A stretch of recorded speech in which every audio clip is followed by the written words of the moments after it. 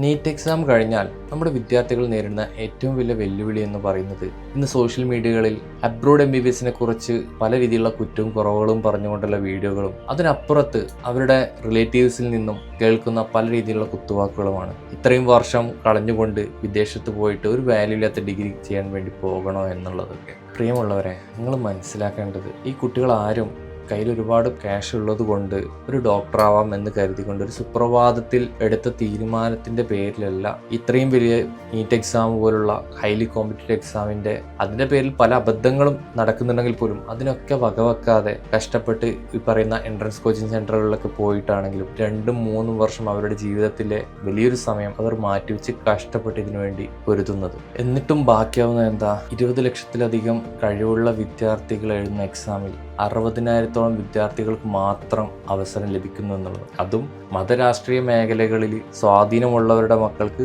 എളുപ്പത്തിൽ ലഭിക്കുന്ന ഒരു അവസ്ഥയും ഉണ്ടാകുന്നു. ഇനി നിങ്ങൾ പറയുക, സാധാരണക്കാരായ വിദ്യാർത്ഥികൾക്കും അവരുടെ കുടുംബത്തിനും ഒരു ഡോക്ടർ ആവണമെന്നുള്ള ആഗ്രഹം അതെങ്ങനെയാണ് അവർ സാധിക്കുക? അവിടെയാണ് അബ്രോഡ് MBBS എന്നുള്ള ഒരു ഓപ്ഷൻ അവരുടെ മുന്നിലേക്ക് വരുന്നത്. അവർക്കറിയാം മറ്റൊരു രാജ്യത്ത് പഠിക്കാൻ പോകുമ്പോൾ നേരിടേണ്ടി വരുന്ന പ്രയാസങ്ങൾ എന്തൊക്കെയാണെന്നുള്ളത്.